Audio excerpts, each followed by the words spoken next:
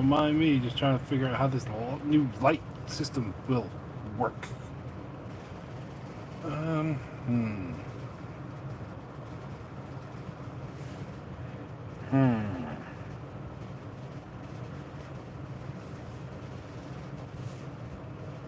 That's sitting out there.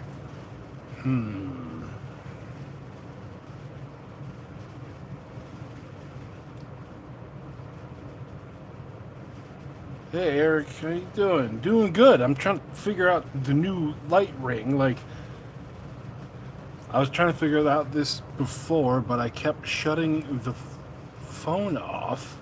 So just bear with me for a second. Is that gonna work? I don't know. I gotta go a little bit further.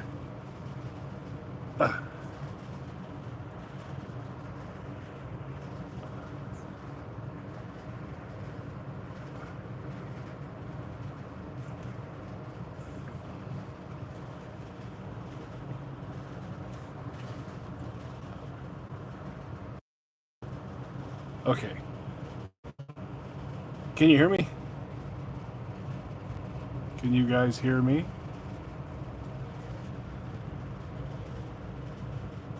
Let's try this out. Bing. All right. That here. Good. You're gonna hear me break everything. Do that there. Put that there. God, I am such a professional. Now we're cooking. Okay, I'll get that out of the shot.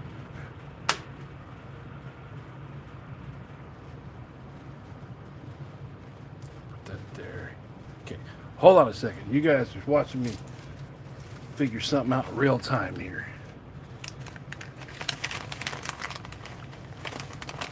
Do.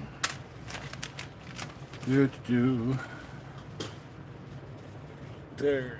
Put this here. Put that there. Maybe.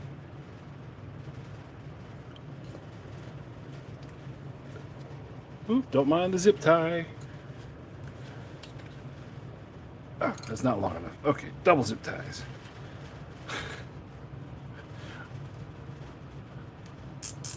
We'll be painting in just a moment.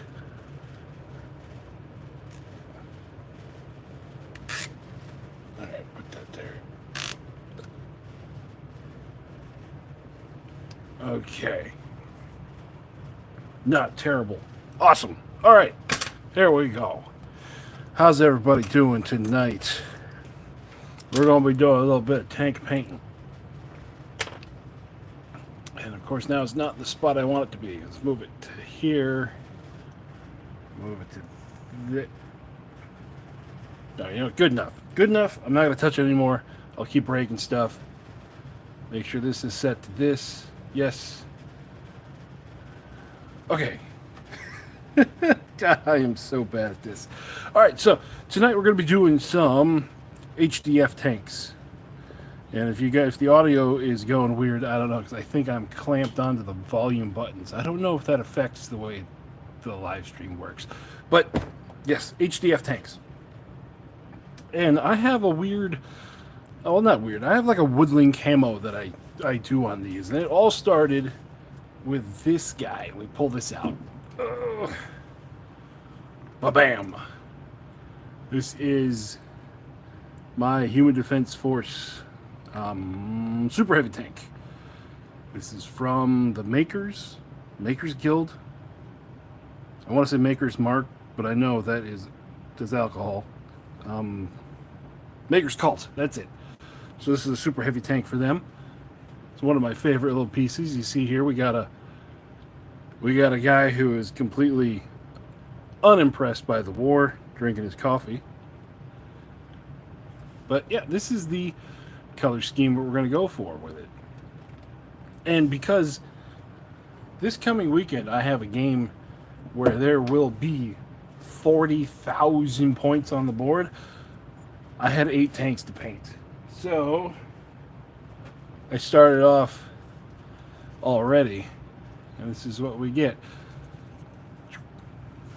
Ooh, that looks so much different underneath these lights. Okay, I like it. So, this is my color scheme for them. There's no embellishments on like the unit insignia and stuff because it's tanks. They're supposed to be camouflaged. Don't shoot me.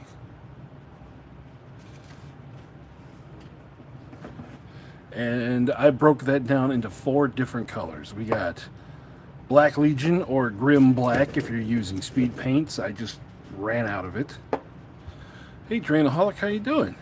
And then we have Sand Golem, Dark Wood, and Pallid Bone for the big overall color. And we're going to be doing it all with one brush. This brush here.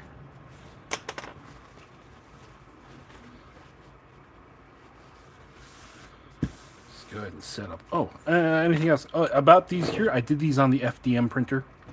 As you can tell, you can see some lines when you get real close.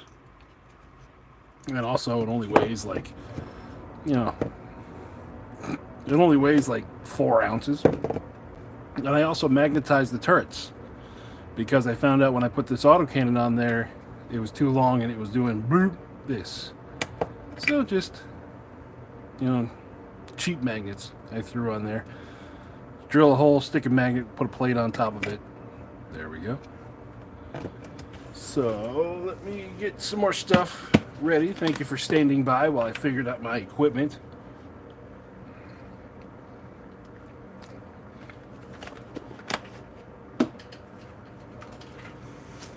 Oh, also while I was waiting, I did this too. I got bored. So I printed this up, and it's just been sitting here for a couple days. I'm like, hey, let's just throw some paint on, see what happens. Okay, let me make sure this is on. Okay, good. We're on. Can everybody hear me? Can I get a yes? If I don't hear a yes, I'm going to mess with stuff again.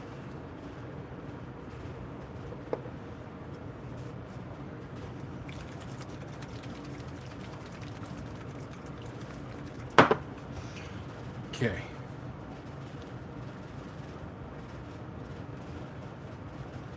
Can you hear me?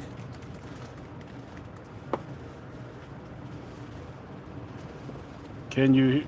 Oh, what is going on? Yes. Okay.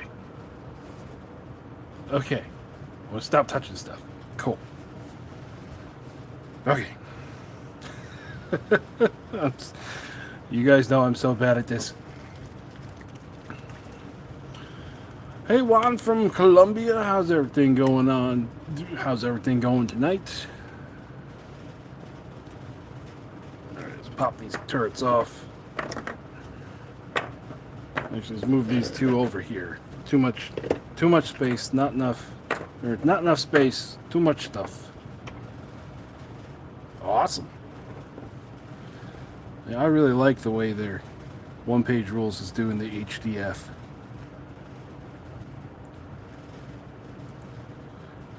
Yeah, way warmer than up here. I was trying to start a little earlier tonight because from the way it looks outside, I'm probably going to have to go out and plow in the morning. All right.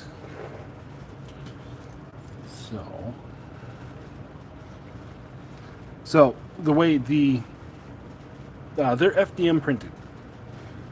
So the way that the camos broke down here, we'll just start making lines.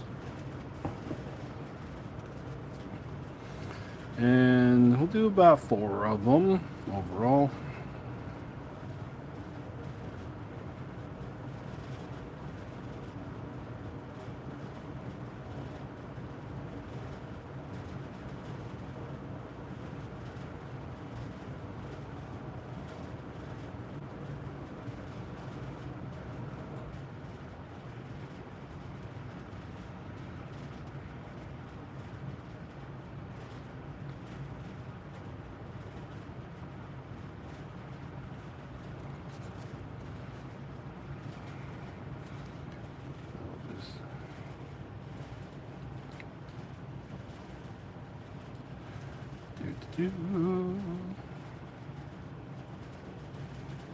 So here, make sure you give a.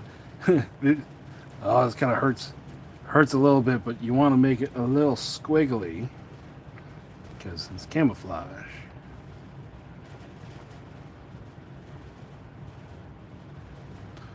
Make it a little squiggly, and if you make a little mistake, you can just come through and make it a little wider.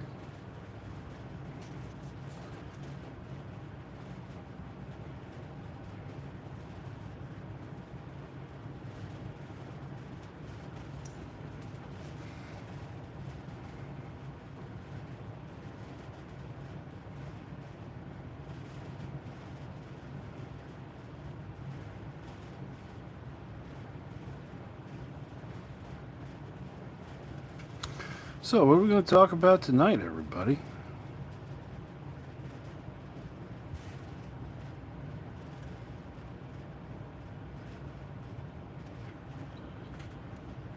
How much we're each to? I don't know. Let's see. I got 4 of these out of a roll of 1,000 grams. And here, let me show you.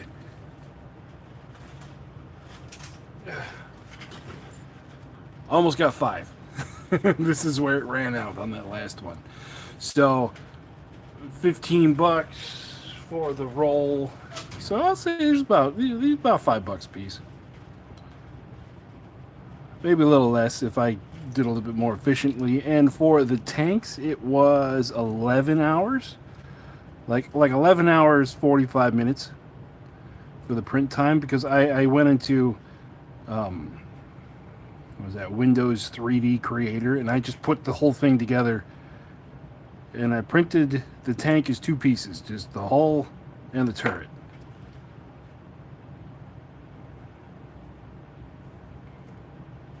And I have the Anycubic, is it Cobra or Cora too?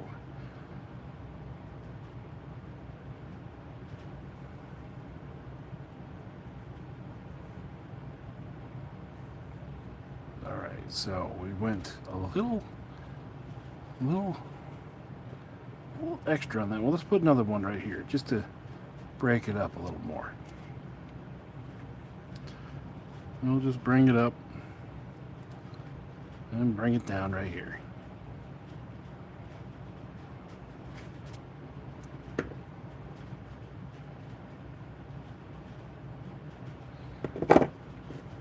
So now we take the turret.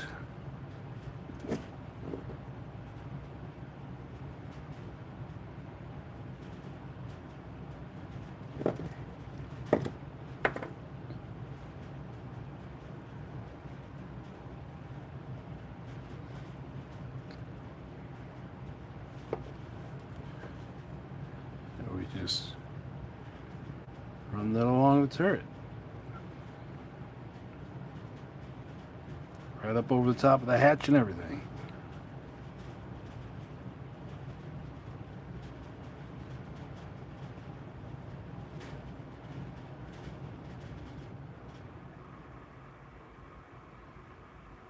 And you guys are going to be hearing my furnace a lot because it is like 4 degrees outside.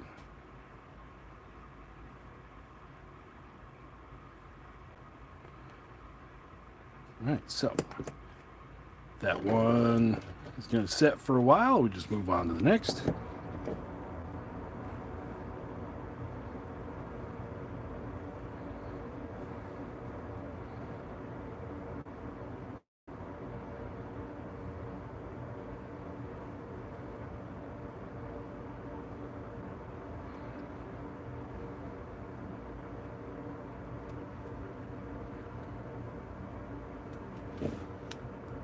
Make sure this thing keeps going. See, why does it keep turning off the chat on me? Let's see here.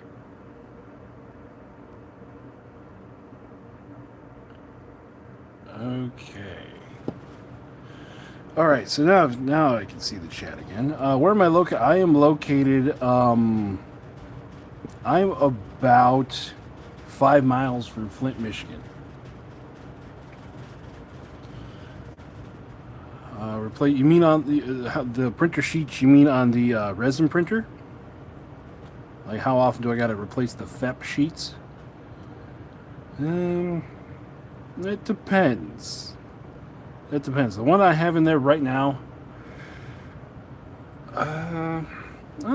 it's been there for about 4 months.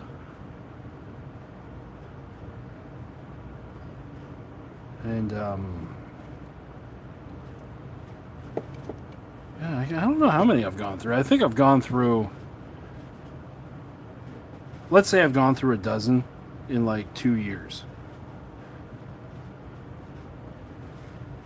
So maybe, depending on what I'm printing, sometimes when I set things up to print, I go, yeah, this might cause a problem with the FEP, and sometimes it does. So there's been times where I've had to replace it like in 2 days, and there's times like now where I got another one waiting for it to go, but she ain't going.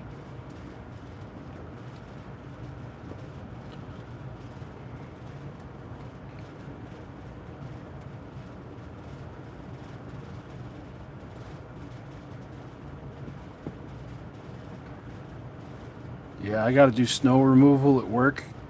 And so this morning I got to play with 1,800 pounds of salt. That was fun. And the way it's looking, I got to put down another 1,800 pounds tomorrow.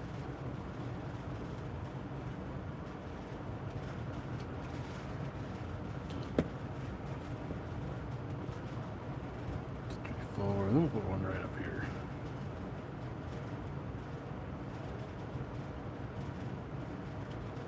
Yeah, I get to.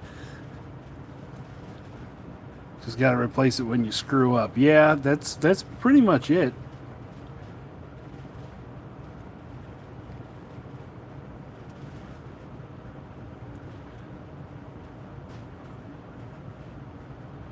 Well, awesome, Darknet. Welcome. Thank you. Oh, the cat over there says thank you too.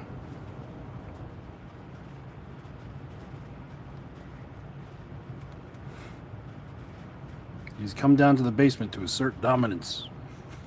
Or something, I don't know. There's so many cats in this house, they're ridiculous. So it's been like, what's it been, 2-3 weeks since I did a painting stream, and man, stuff has happened. Stuff in the wargaming world has happened.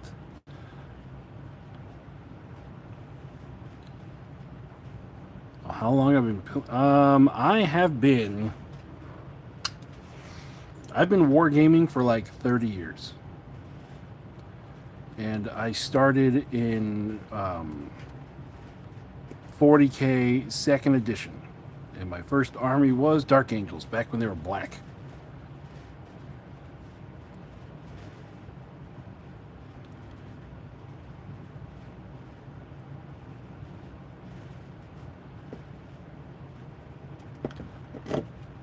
Awesome. Well, see, that's the thing. It's like me and all my friends got into 40K at like the same time, and it was like there was 2 guys that played Blood Angels, and I was like, well, I'm not doing that. It can't be the same. I have to be different.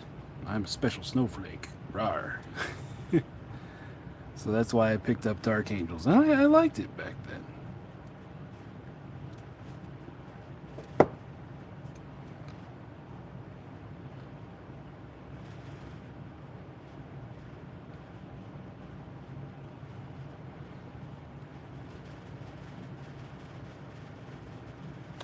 Yeah, you absolutely could prime them green and go from there.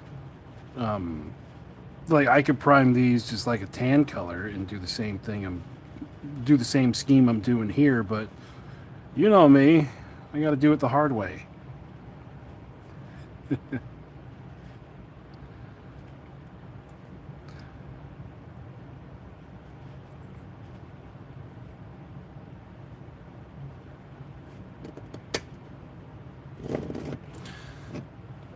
But I'll tell you what, doing it this way has given me an idea for like another army worth of tanks. You know how old Russian World War II tanks, they were green, but then they were whitewashed? And it would be flaking off and you could see the green underneath. This kind of gave me some idea of how to pull that off, doing it this way. So obviously I had a scheme already in mind for these, but somewhere down the line, if I get another wild hair to do a different army, which, well, let's face it, that's like every week,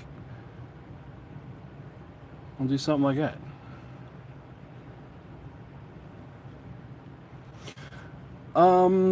Kind of. Is this going to be an all-tank army? Kind of.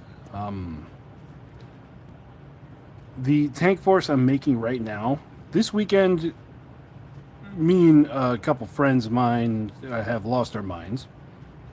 And we are going to be playing a 8-player, 40,000 point game. And honestly, I'm supplying half the models for it. So that's why I have 8 tanks to paint. And then when the HDF video comes up, the next one, it is going to be a tank force. It's going to be like remember old armored fist companies you can make with Imperial Guard? It's going to be that.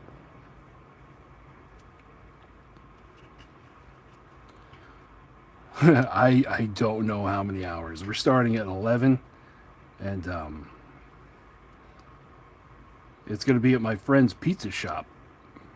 So we could go till midnight if we have to, but I'm anticipating probably 4 or 5 hours.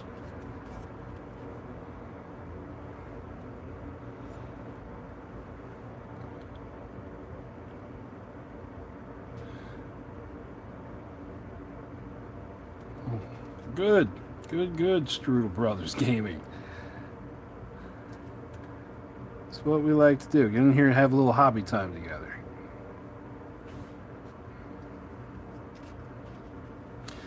Yeah, a lot of what it is that there's going to be, out of the 8 of us.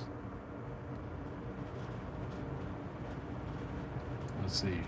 Well, let's see. It'll be me. It will be Alan, who is, when I talked on the tier list video, he's the one that always played the Wolf Brothers against me. He's going to be there. And there's going to be Uncle C. He's going to be there too, along with the little Lord of Death, but he's not. He's going to be more of a mascot there. He's not playing an army. But then there's going to be, oh, well, James is there too. So there's going to be, out of the 8 players, there's going to be 4 guys that don't really have that many hours in OPR. One of them's brand new. Another one is the guy who's just, John, the one who runs the shop. He's just busy all the time. So he loves the idea of playing OPR. And I've gotten 1 game with him, a teaching game, a while ago. But that is it. So this will be like his 2nd or 3rd game of OPR. So there's going to be lots of me juggling, teaching 3 or 4 players the game while also playing the game. So it'll be fun. I'm going to record it. I'm going to do glamour shots of all the armies. It'll be fun. Okay, so now blacks are done. This one was the last one. This one was the first one. So we'll just move them here.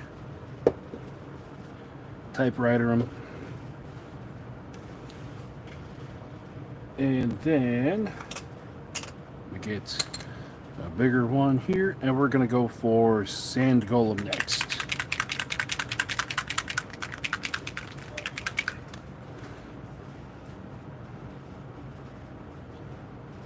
Why did I cut? Oh, I didn't cut the tab.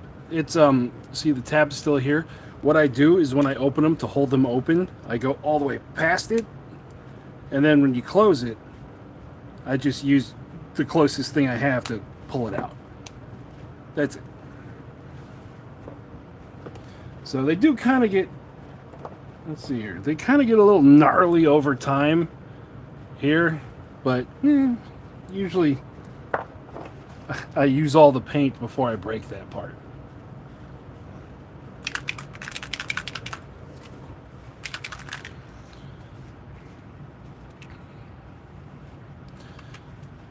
Yeah, 40,000 points. And the funny thing is what inspired it. Did it beer hammer say big hammer's worth? There you go. What actually inspired it is one of the guys saw Chris from Good Enough Gaming put up a picture. He's like, we had 20,000 points or 27,000 points on the table, and he immediately called me. He was like, Fitz, we could beat that. I'm like, yeah, I guess we can.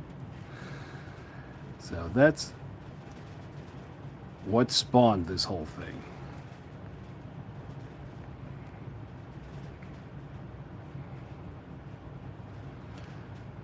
So we got our sand golem. Just gonna run it along the line here.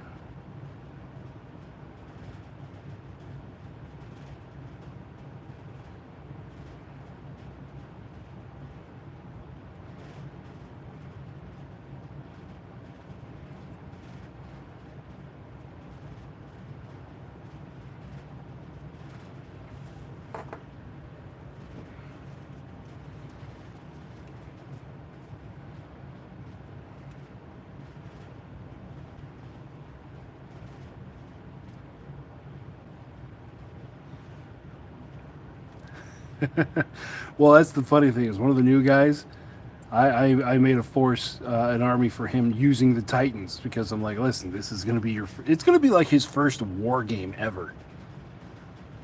So it's going to be, I can't remember if it's 4 or 5 Titans. There might have been 6. I'm going to put some little ones in there. I don't remember. I got it printed out somewhere. But I was like, I'm going to give you a low model count army just to figure stuff out. And then we'll go from there.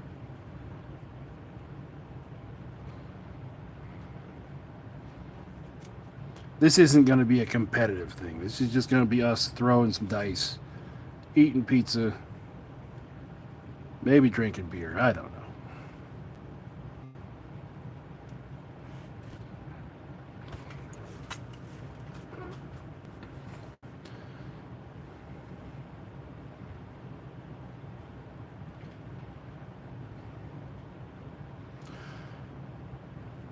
Let's see. So earlier tonight, when I got home from work, I got on Facebook for like the first time in a while. And I was like, oh, I hadn't shared anything to Facebook, and the group's there for a while. Let me get in there, and I found out that somebody else had already shared my tier list video. I'm like, cool. Hey, I don't got to do it. And then I looked at some of the comments, and ooh, I touched a nerve with that video. You know, whatever. But I'm getting a lot of comments on it. And what I don't know if it came across in the video that much, but what I wanted to put on there with the tier list is like a disclaimer, like this is just our little meta that we have going on here. That's how everything shakes out.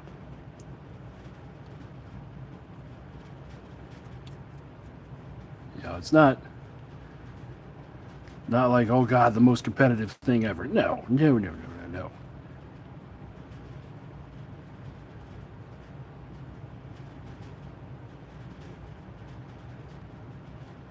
It was just a fun video. We had some time to kill, and someone actually requested it. So I was like, yeah, why not? It was a fun experiment.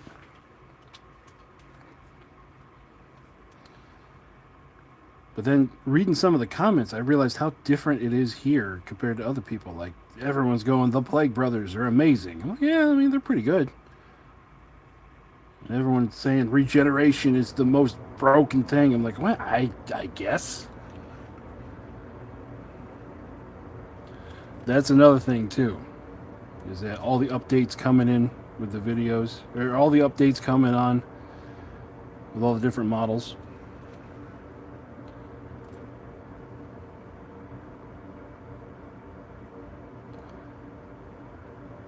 Different armies. And the funny thing is, they did an update today. It didn't really change much, but it was just funny. I'm like, oh, of course. I'm trying to organize a giant game, and I had to text everyone today. I was like, check your points. Make sure nothing changed.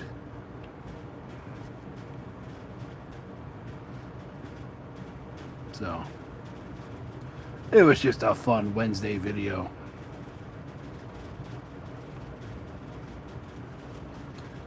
That, and I got to see like a lot of different communities around. They focus a whole bunch on shooting. Which, you know, it's a sci-fi game. You probably should, but here, we like to punch stuff. So, our meta is going to be a little different.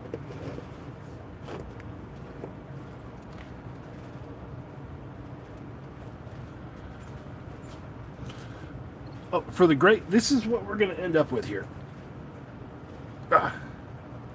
It's going to be like a desert / woodland camo. So it's going to be, I'm going to do the 3 colors on there, and the 3 main colors, and then after that we're going to give it a watered down pallid bone across the whole thing. And this is still wet, but that's okay. It's okay, it's camo, it does not have to be pretty.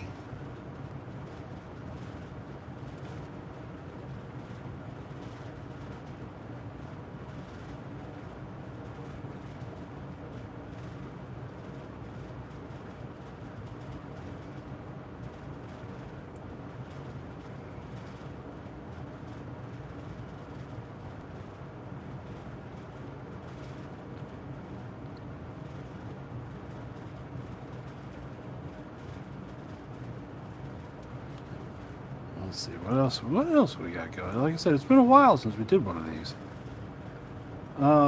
Trench Crusade. That happened.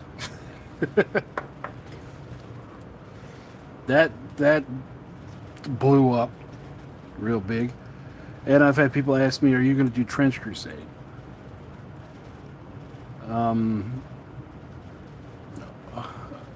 I've never played Oathmark. I've never heard of Oathmark. But it will be something to look up. So with Trench Crusade, as of right now, no. Not because I don't like the lore, not because I don't like the overall feel of it, but I'm not a skirmish guy. You know how most people start, you know, their wargaming journey. You get a small force and build it up and all that. I never had that.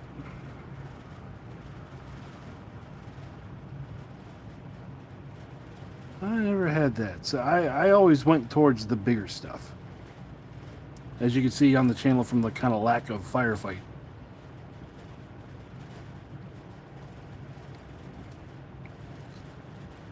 So, as of right now, no. But I do have a feeling, with especially how popular that Kickstarter was, that eventually there will be rules for a full-blown war game. And once that happens, you better believe I'm gonna jump all over that. Well, hi, Happy Engineer.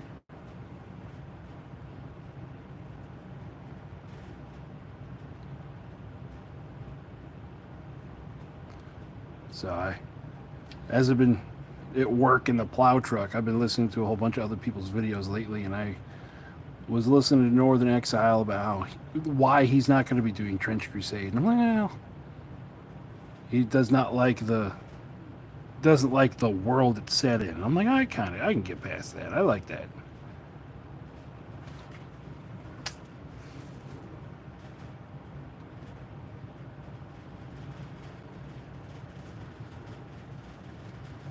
but it's just, I don't know. I'd rather do full-blown war games than a skirmish game.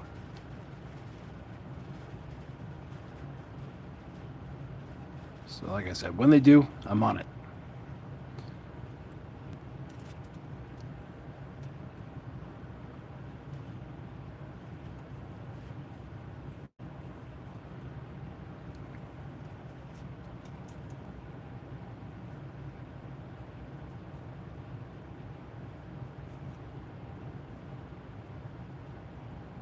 Oop, got a little bit of that black in there. Let's pull that out.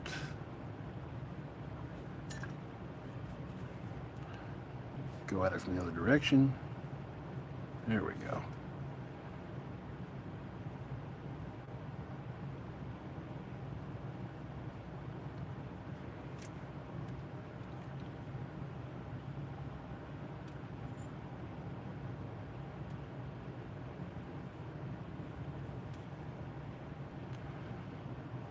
Let's see, what else do we got going on? Let's see, have you guys ever heard of Brutality? The game by what's his name? Scott Wainwright. I want to say he's been kind of like a, I feel bad saying this, but he's been kind of like a secondary, like, content creator for 40K, for all kinds of stuff. I remember listening to him back when he was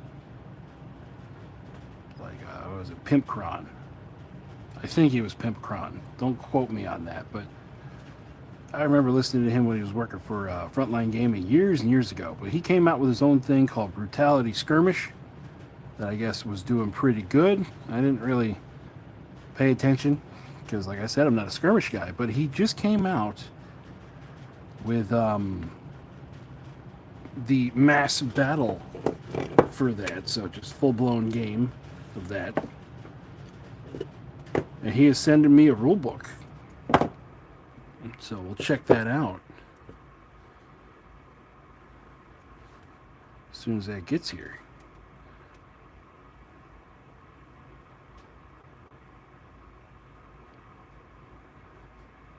He sent me the PDF on it, and like the I could understand how the game worked, but it was one of those, like, I know I would have to be flipping back and forth in the rule book for a while just because the verbiage is different from what I'm used to. Brutality seems to be completely open. Like, there is a setting and there's some lore to it, but its big selling point is that it is completely model agnostic, and you can make pretty much, well, not pretty much, you can make anything in the game. And just, oh man, I missed that.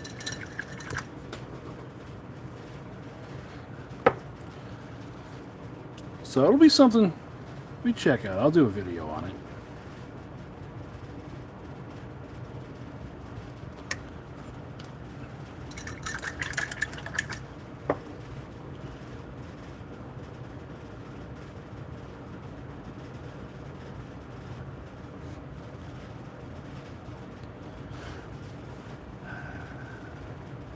Well, the Quest games they came out with the Age of Fantasy Quest and then Star Quest, or did they change the name of that? That's a role-playing type game, but it's more it's more murder hobo simulator. It's like D&D but focused entirely on combat.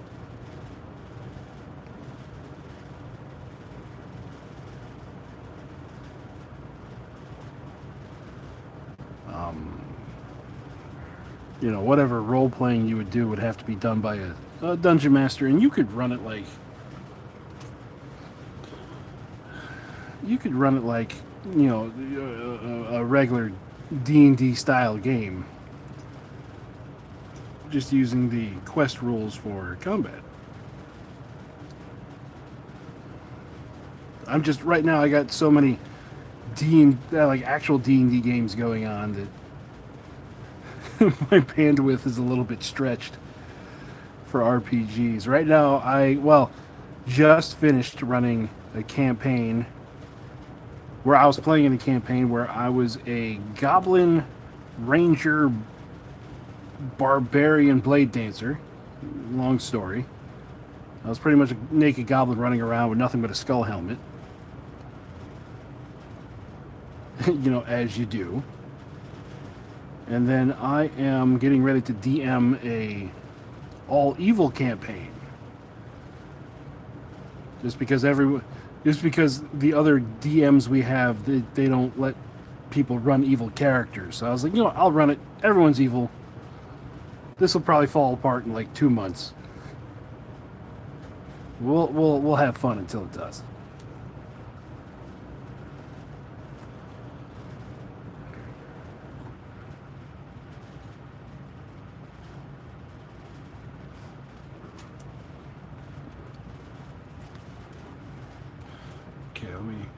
I just looked up and saw some things flash up. So, okay, Vermin, what is your opinion on OPR making a model line and redoing the rules for the HDF?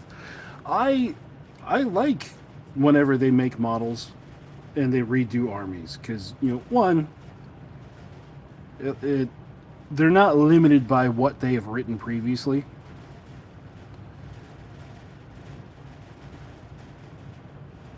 That's a big thing. Gives a chance for the rules, you know, the rule writer to, you know, breathe a little bit. I'm not sure if Tano's the only one who writes the rules for it, or if I don't know. It might be big enough now to where he has a group that like does some play testing and stuff, and then writes rules. I'm actually not sure how that works, but I like that they can come up with new units and things that aren't in the book, aren't in the army. And they just get freedom on that one. Like the grunts, kind of oddball. I didn't see that coming, but I you know, having robot infantry was a good choice for them. I mean, they're not great. They don't have, you know, great options, but you don't need that. They're just bodies that are undead.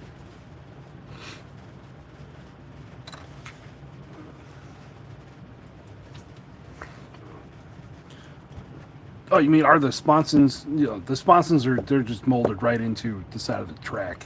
So the model itself can't move, but for the game rules, yeah, it can fire 360 degrees. Okay, so this one first. I get them out of order every time. Now we got one side of the camo. Next, we're going to do the other side of the camo, which is dark wood.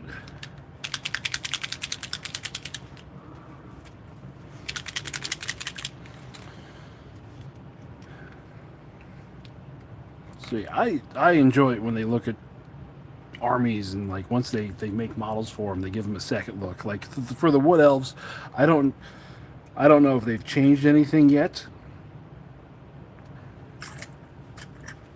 but it's a good opportunity.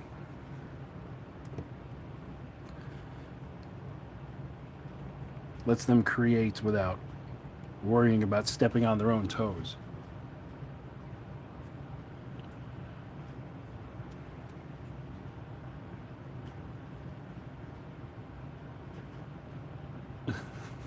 Okay.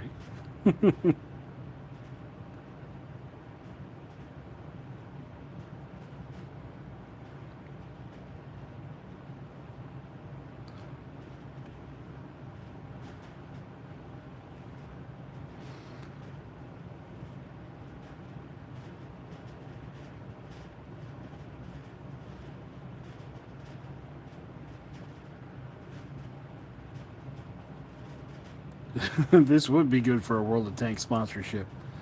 Someone reach out to Snail Games.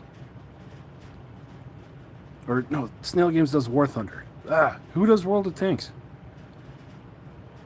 World of Tanks, Isn't that a Russian company?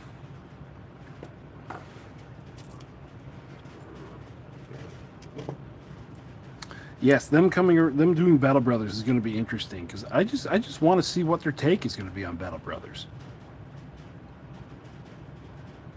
I've been a Patreon for a long while, so I have the first run. Yeah. Well, thanks for stopping by, Happy Engineer. We'll catch you later. So I have the first run that they did of the Battle Brothers, and whoo, they were kind of rough. But of course, back then, 3D printing was, I'll say 3D printing was in its infancy. So what they're going to do now with it, I can't wait to see. It's going to be cool looking. Because if you got the, a little thick on that one. If you got the Grimdark Future World Book, they said that the art pieces of the Battle Brothers in there, the direction they're going to go, and I think they look kind of like Mass Effect stuff. So the direction they go is going to be a little interesting, and I'm here for it.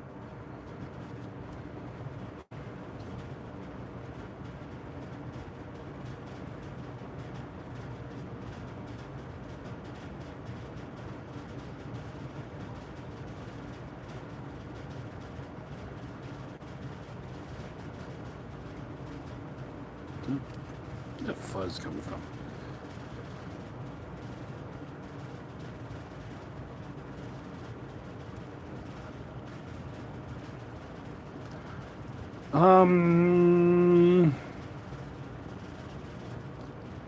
Do I think the world books are worth it? That's a tough question. Yeah. Good night, Train Hawk.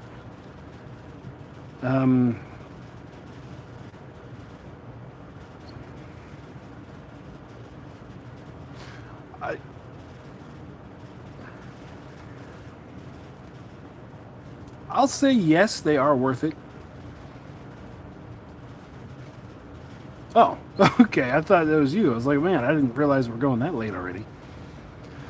I'll say, yeah, the world books are worth it just because of the art, and then it gives you, like, if you want to get into the lore of one-page rules in Grimdark Future, then yeah, definitely they're worth it. If you want to just play with one-page rules models and use like lore from 40K, no, not really.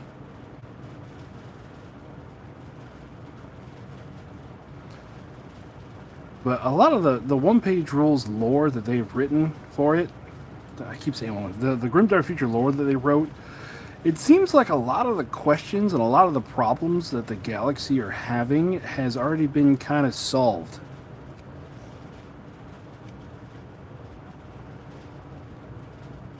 And like the big one of the big pieces of lore is the alien hives invaded the galaxy, which could be a whole freaking campaign, huge thing they could have done. But in the lore book, they're like, no, the Tao figured out how to talk to them, and so made peace. I'm like, what? Why, guys? Why? Could have been a whole thing.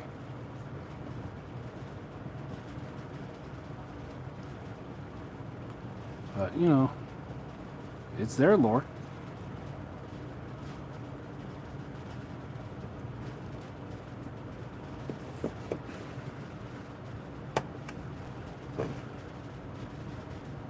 Alright, so there is one almost done.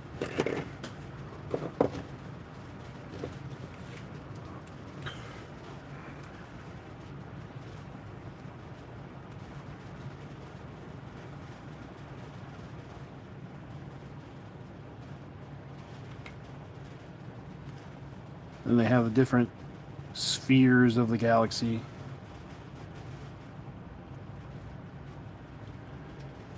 Like the inner sphere is peaceful.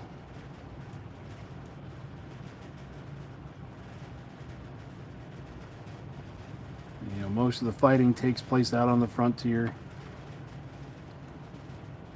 Which, I mean, oop.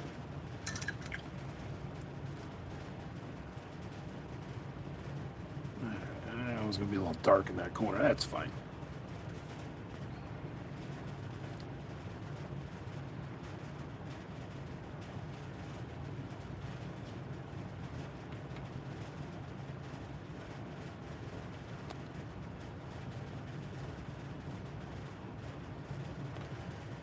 It's just, I don't know. I kind of expected grim, dark future to be a little bit more grim and dark, but I can see the dystopian grimness to it. You just gotta kind of read between the lines on different things.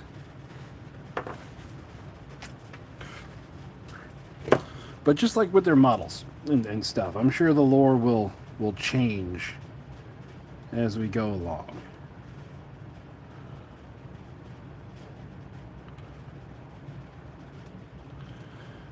They got the Vinci. I wanted to say Codex. They got the Vinci book coming out here shortly. That water off of there. I don't think it's out yet. I think they're still in the tribe thing, like the My Mini Factory Kickstarter for it.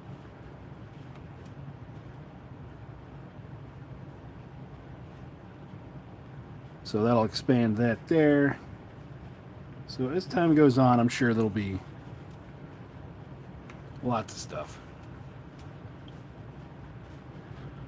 Well, have a great night, Darknet. We'll catch you next time.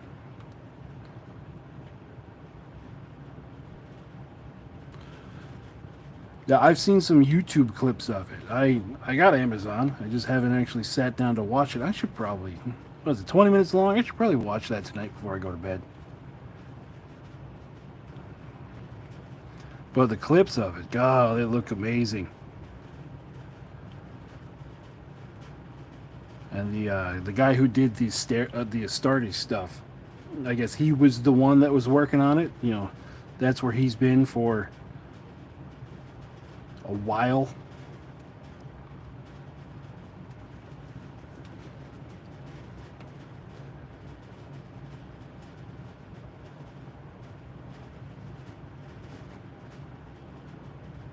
Ooh, that sounds cool.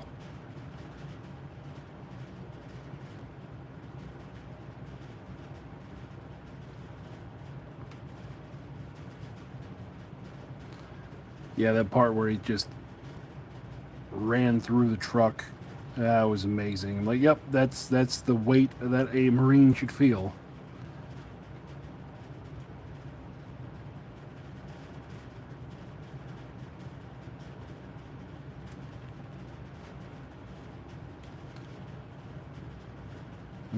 And then Henry Cavill coming out saying that they finally got the green light for the show. That should be a good boost for the wargaming hobby as a whole.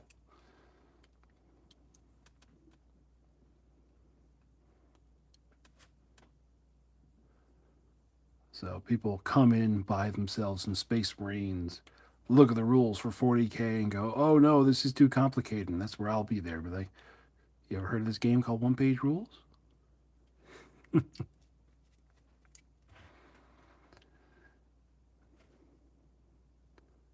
least that's the plan. We'll see what happens.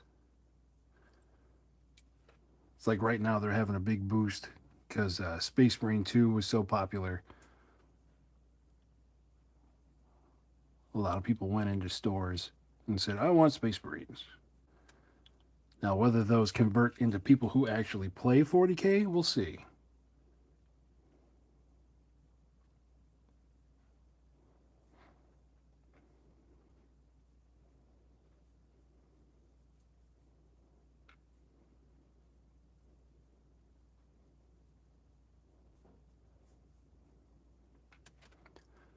I hope it does.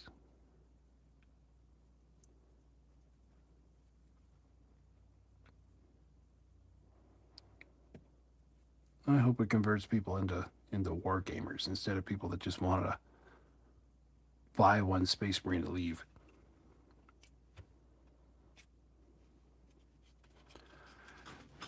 Maybe that's what I heard. They did. Did they really do a balanced data slate already? It's been like a month.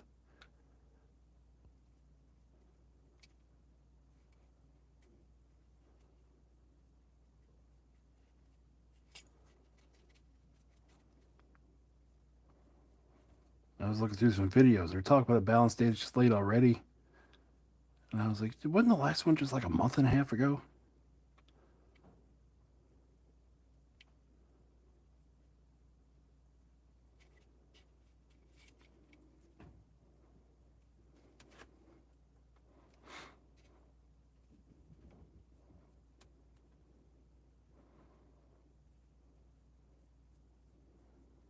Well, it's about that time in the cycle. You know how Space Marines get a start the edition off, and then somewhere halfway through the edition, they get another codex or something that makes them puts them right back on top for a minute. It's about that time.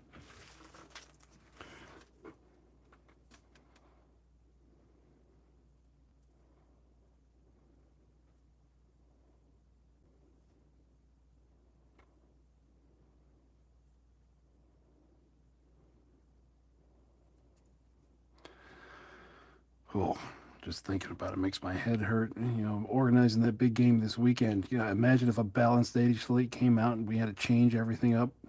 Oh.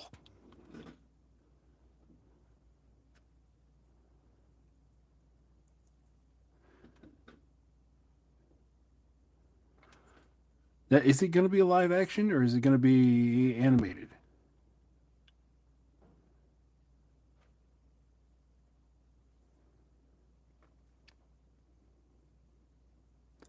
Because if it's animated, I'm all about it. If it's live action, I'm cautiously optimistic, we'll say. Because there's a lot of stuff in Warhammer that I don't know if you could pull off in live action without it just looking goofy.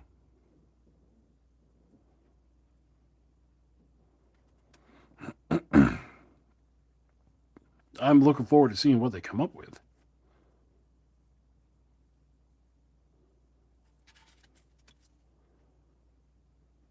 But yeah, if it's live action, that kind of limits their choices.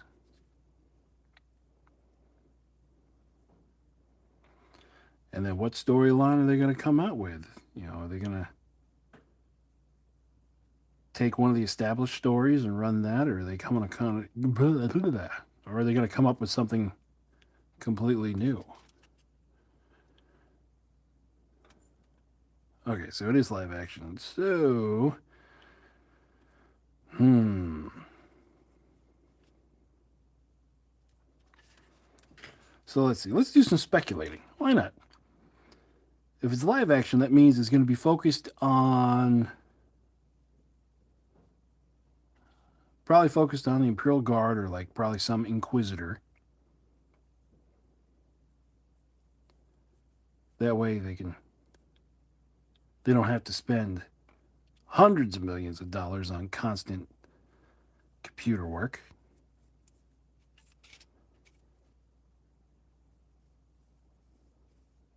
And they'll probably be fighting. Well, we saw they'll probably be fighting chaos because of course, all their stories eventually devolve into that nowadays. So we'll have chaos cultists, maybe like one or two chaos marines, and they'll be the big bad.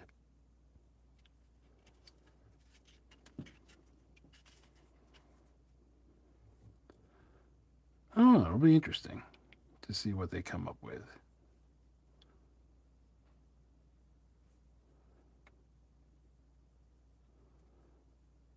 Just as long as the story's good and it doesn't. I want to say, as long as it doesn't water down 40K, but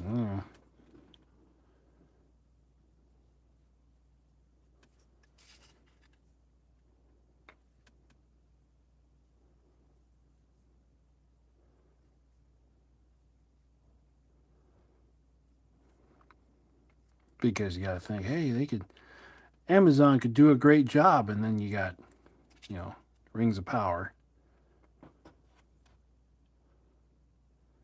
Exactly.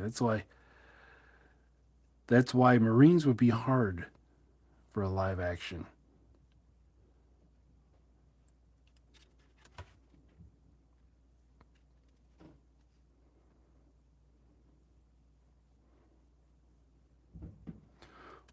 Or they could, I mean, they could do it, but I could see that devolving into funny computer graphics.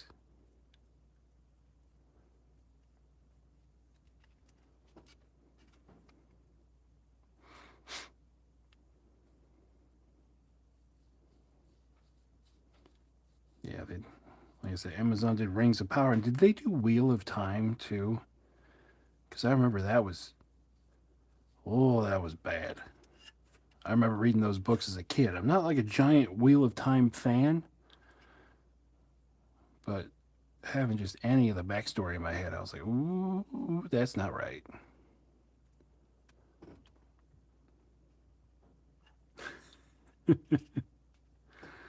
Oh, they're going to continue on that. It's only $1 billion TV show that's not going to have any viewers when it's over with. Okay, yeah, I remember Wheel of Time being so bad.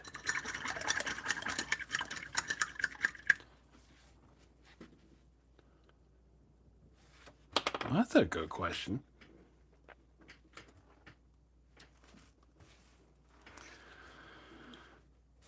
I mean, AdMech could be an option for him, but that one again, that's kind of pushing it as far as CGI is concerned because you're into a lot of it.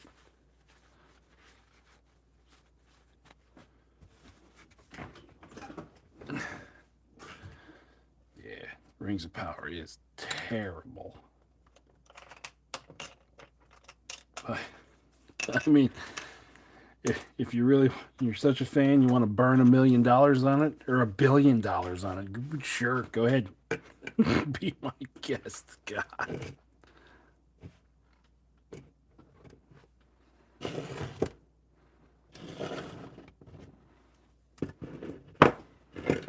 Yeah.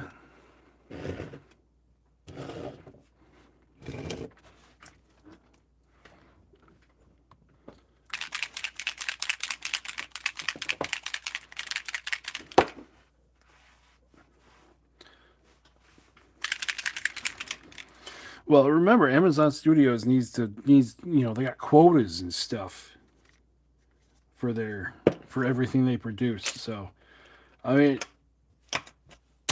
I'm not a I don't want this to come off as sounding bad, but a lot of the forced diversity just I don't know. You when you see it, you can't unsee it.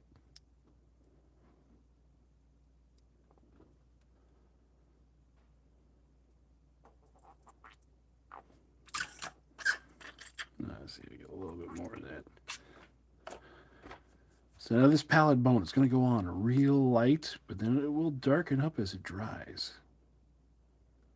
So let's see here. How are we looking?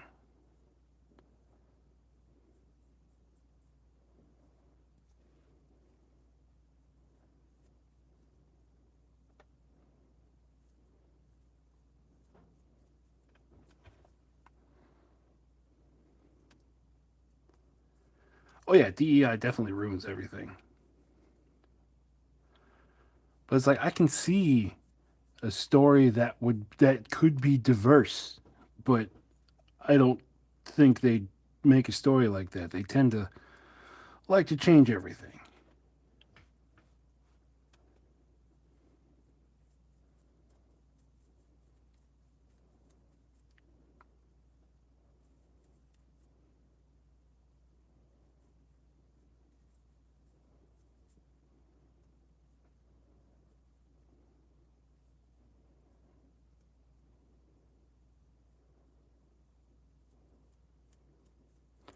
Like diversity is fine. It's absolutely fine as long as it's like warranted. we're going to use here. That's not magnetic. That is not magnetic. What the heck? Everything's made of aluminum. I'll just put it on the tank then.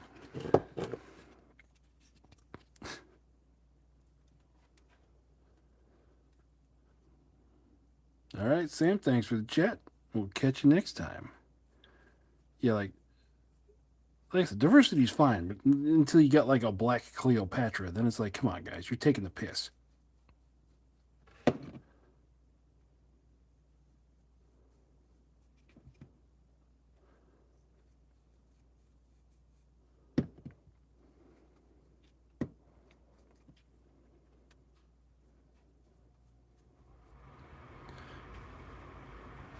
I kind of wonder if we're going to have any female custodies in the Amazon show.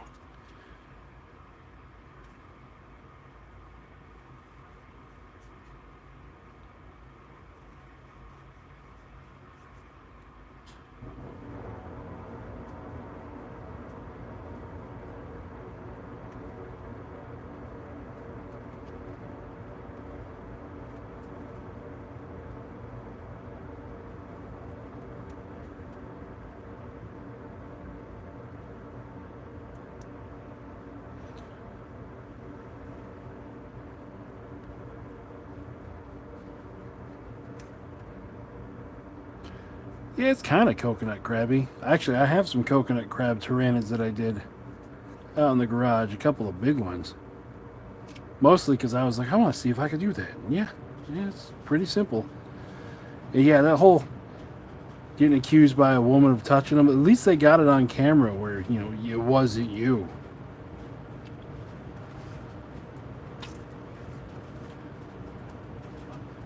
I mean, hey, if it's Eisenhorn, that's a pretty cool storyline.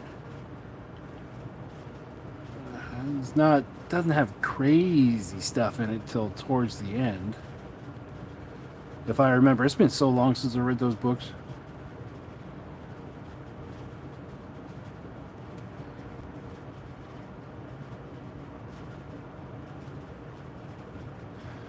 Yeah, I had a woman co-worker get mad at me and try to get me fired when she asked me if I thought I found her attractive. And just, you know, gut reaction. I'm like, you're at work. No, you're not attractive. Go away.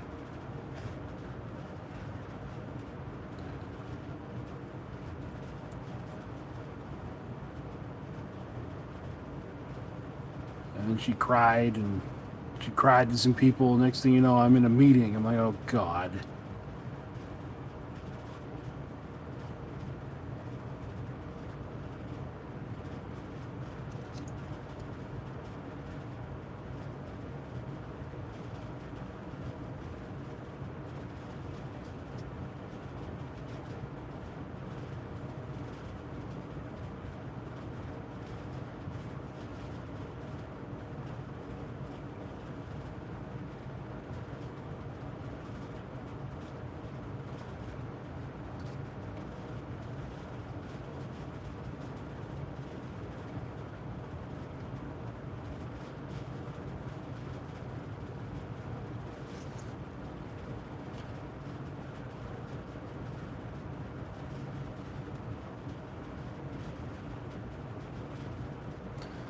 I mean, it wasn't even really. I mean, it was rejection, but it's like she was like 22, and here I am. Like it was a couple of years ago. Here I am in my mid-30s, like with a kid. Like, don't go away, shut up, don't even talk to me.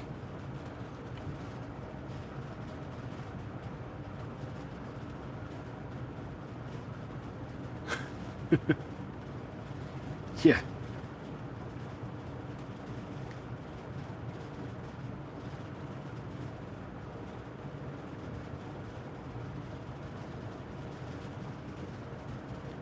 Yeah, go away, heretic. Be gone, thought.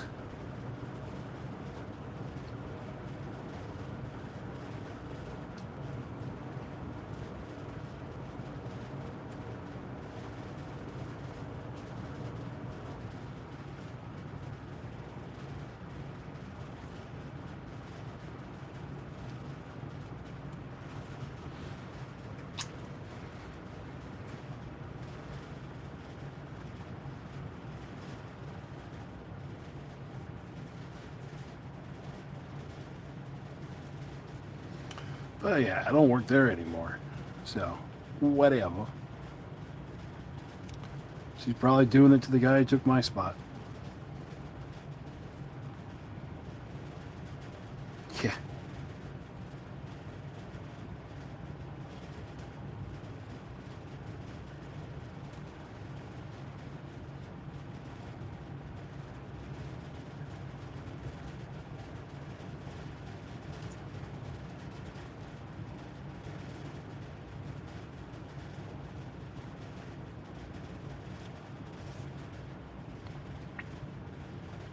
Where do I hold it? Grab the tracks. There we go.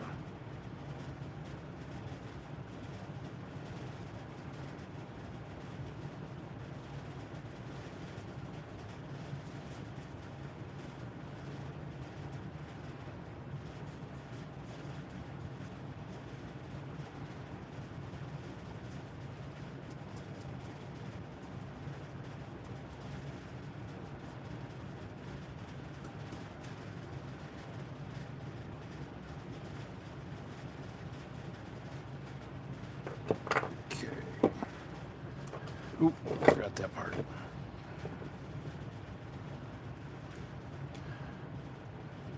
Yeah, they are for the penal regiment, kinda.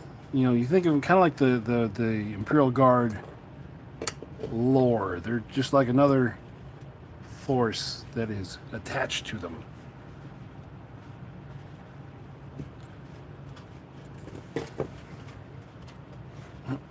But because it's me, every time I redesign an army or want to add stuff to it, I do the full damn thing.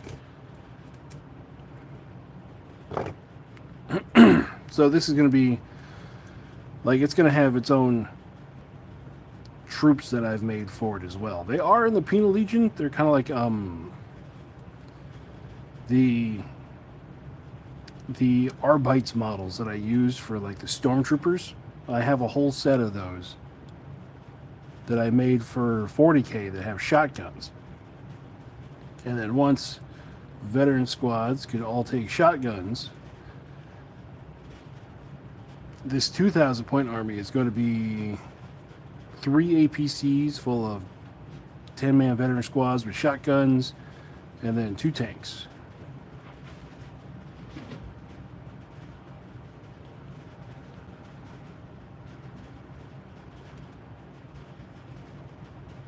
So it's going to be like a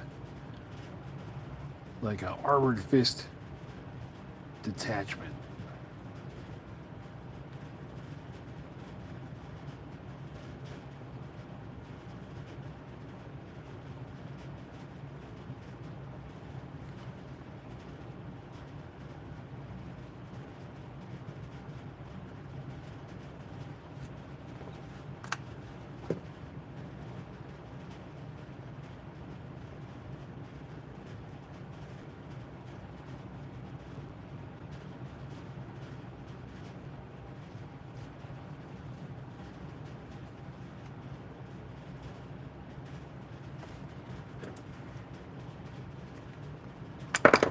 Oop, well, there you go. You sit there. Oh, that's cool.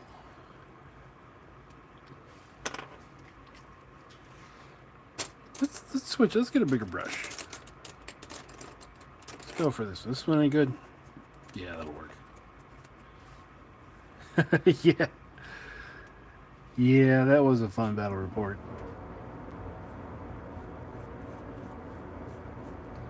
I need to get back to doing more narrative fun stuff.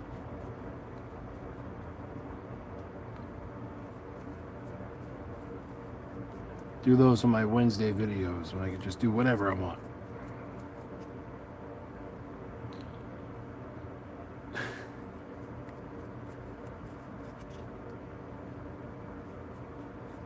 Yes, they are paint table camo.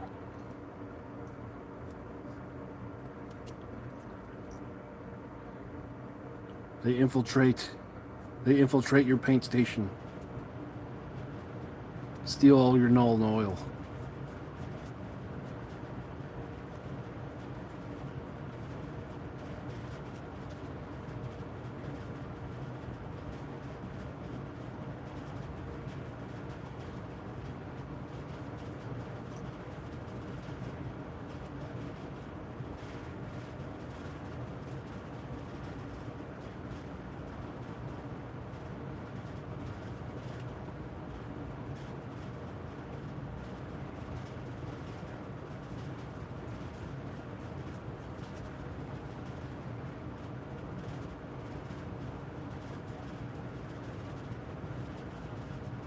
Oh yeah, hey Param, how you doing?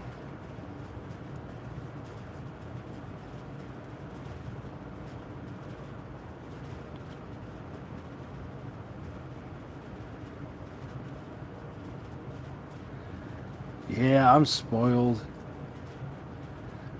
I'm spoiled. Speed paints, they've just...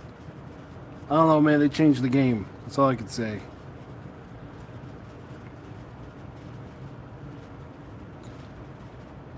Awesome.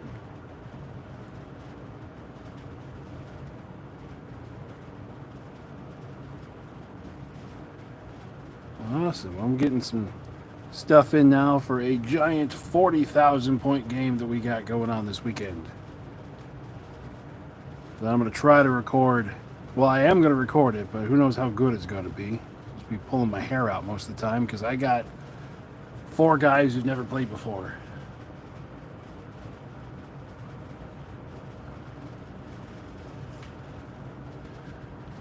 How are they magnetized? Let's see here. You can see here. I just drilled a hole into the MDF, or not MDF, the FDM stuff. Put a magnet, and then I just glued a plastic plate over top that I cut out of a thing. And yeah, the hard part was making sure that I got the right polarities on them.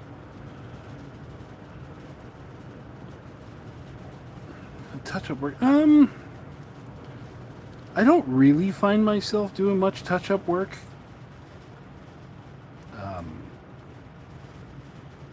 Like, I usually have an idea. Like, I can usually get it all in one go. Like I have an idea, and then you can just kind of stick to it. Like this, the way this camo works, or doing camo like this, you know, I can just be messy. That's what I like about doing the camo over the whole tank. And then I go back in later and I can pick out like gun barrels, I can pick out brake lights, you know, stuff to give it a little bit of interest.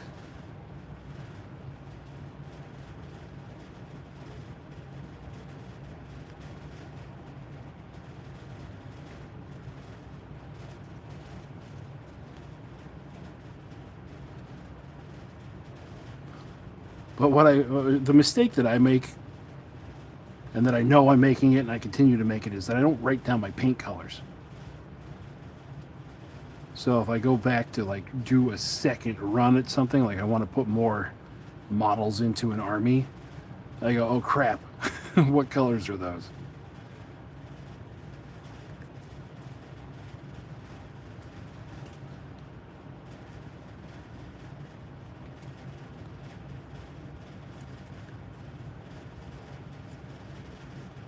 Yeah, that's the big thing here with these is I did the turrets here as one piece, and if I do a swap out for a different turret or for a different weapon, I'll just do a whole nother turret for it.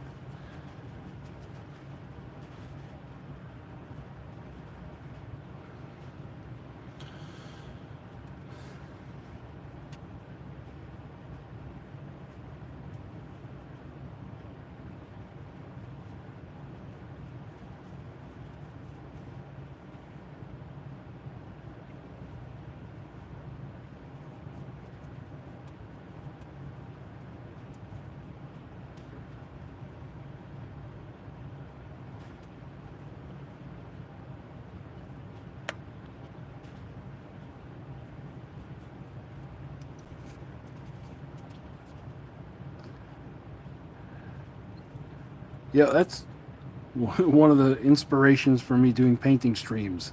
So that's how I will catalog what my different colors are. All right. Second tank, mostly done.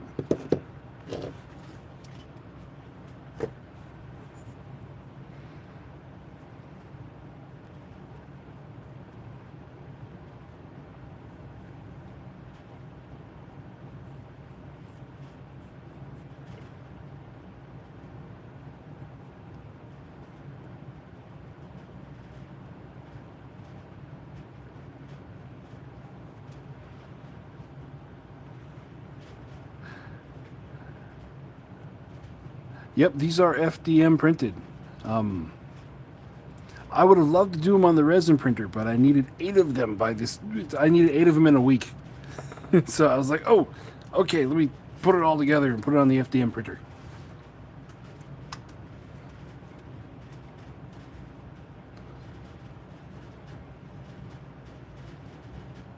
Yeah, you can definitely tell they're FDM printed on the bottom.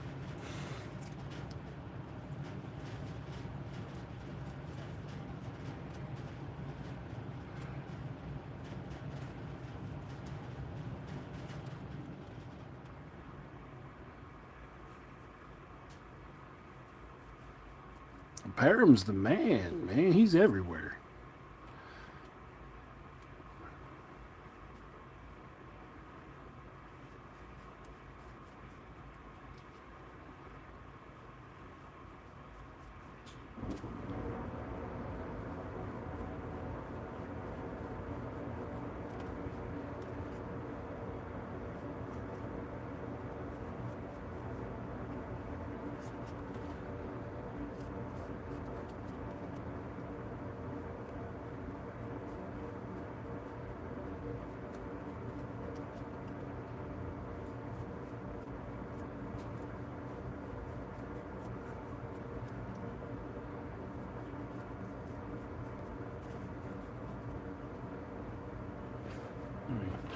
Getting towards the end here, I gotta prop this up.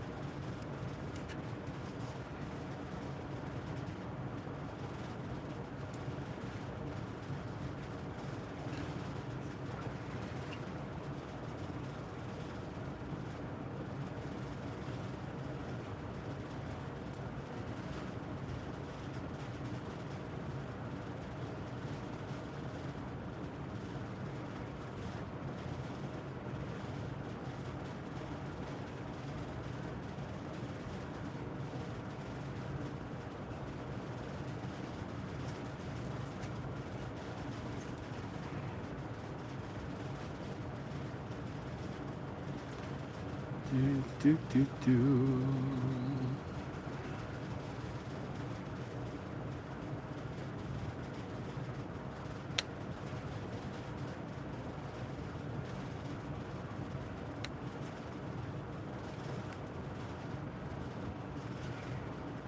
All right.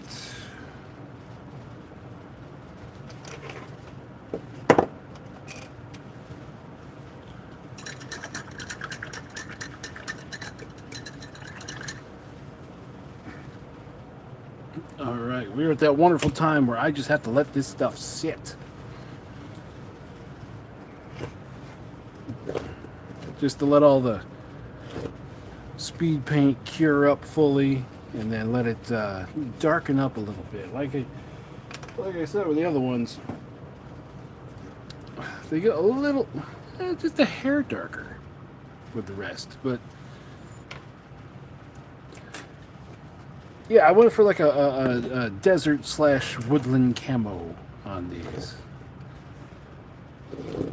So we got this. Let me pull out what I got so far. I got that. I got that. That. That. Oh God, this is ridiculous. And that. all this is mostly mostly what I'm taking for the 5,000 point game. Then there's the big girl that I made years ago. This one. Ta-da! So this plus 30 shotgun veterans is going to be 5,000 points.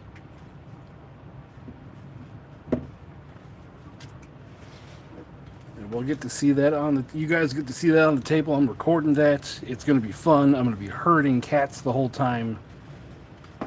I got 4 guys who's never played OPR before that I'm going to be teaching. So... But we'll see how it goes. Let me put these back down here in the bill box. And then I got some other stuff. What else can I throw out here? Along with my failures, where I didn't realize I was running out of filament. But okay, you guys are gonna have to go somewhere. Hold on. You guys go over here. Go on the side table. Sitting on my resin bits box over there. Come here.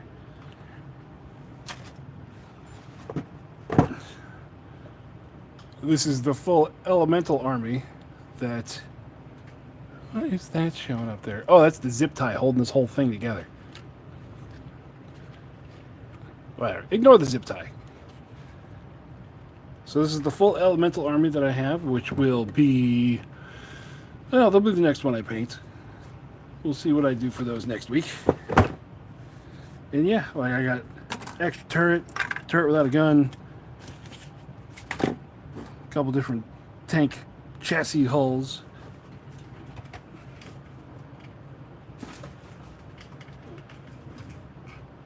And then, I showed this off at the beginning, but I was kind of happy about it.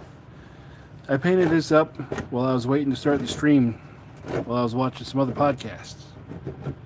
It came out pretty good, I think. Well, pretty good enough for terrain.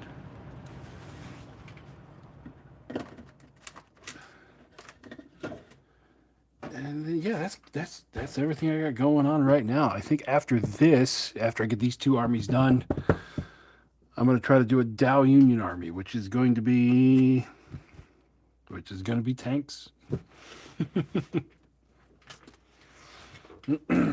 Dow Union tanks. We're going to do Fish of Fury. We're going to have the APCs with shotgun breachers. You know, you guys can see a theme where my mind goes. Shotguns out of APCs. I love it. Either that, or actually, what I do is I have every army for Grimdark Future. I write a list for every army in Grimdark Future because we're going through a second time. They're all themed differently, and I just kind of pick out of a hat which one I'm going to do next. This way I know they're not designed to fight each other, and it's kind of a meeting engagement on the board. That way I can't be like, oh yeah, this army's great because I designed them that way. So yeah, that'll do it for tonight. And we're going to call it here because I got to be up in like 5.5, maybe 6 hours, go plow snow. It's looking terrible outside. So, yeah, that's it for tonight. I hope you guys are having fun playing OPR wherever you are, and I'll catch you later. Bye-bye.